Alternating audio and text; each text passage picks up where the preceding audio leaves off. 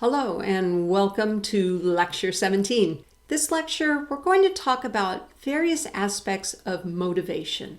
What is it that pushes us to do certain things? So we're going to talk about motivation and theories of motivation, and then we're going to talk about emotions because emotions are highly motivating.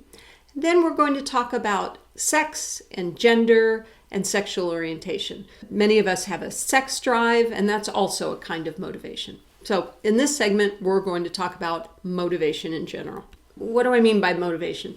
Motivation is, it can be an internal factor or an external factor that sort of pushes you, that motivates, that energizes you to complete a task or perform some action or satisfy some goal. There are three different theories that psychologists use to explain what motivates us and why.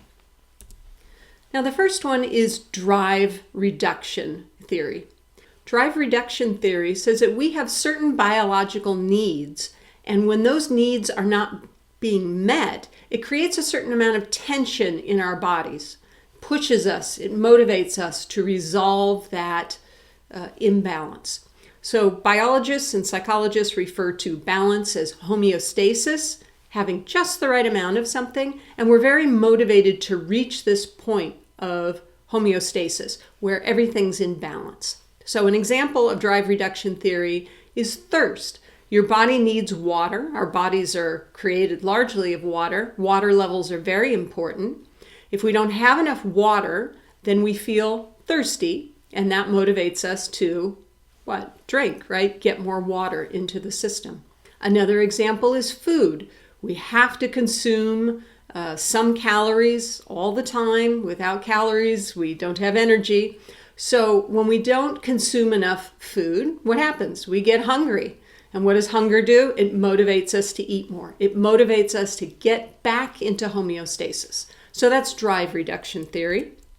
Second one is incentive theory of motivation. Incentive theory is focused not on the body or biological drives, but on external incentives. So I am motivated to do a good job teaching because, I love it, but the external reason is because I get paid for it. And by getting paid to do a job, then I can go on vacation.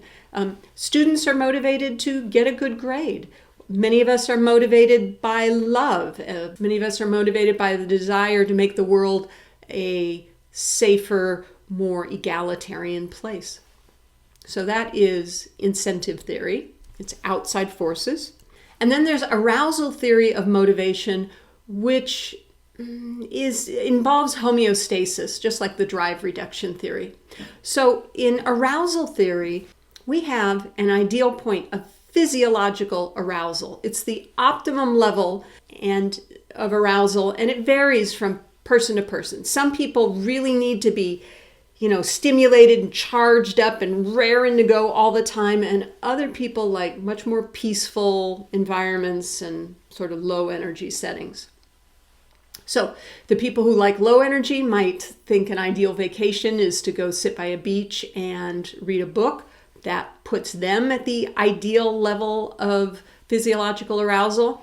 Other people who have high levels of physiological arousal as their steady state, as their homeostasis, for them, a great vacation would be to go to a park that has lots of scary roller coasters, very stimulating things. We talked about the Yerkes-Dodson law previously when we were talking about intelligence, but let me review it here. So this curve, let me put it this way.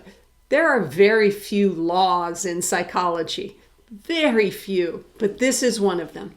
And what it says is that how well we perform at various tasks depends on whether we are at our own individual optimum for physiological arousal. So to take the example of an exam, if you walk into an exam and you just don't care at all, you're totally relaxed, you're just whatever, I'm here, it doesn't matter how well I'm doing or whatever, you're not going to perform very well on that exam. If you come into that same exam super anxious and just sweating and terrified by the exam, you also will not perform very well. You need just the right amount of anxiety to perform well at anything, whether it's an exam or some sporting event or public speaking or whatever. You need a certain level of physiological arousal.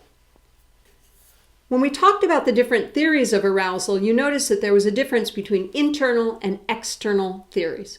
So theories that are based on internal motivators, we call that intrinsic motivation.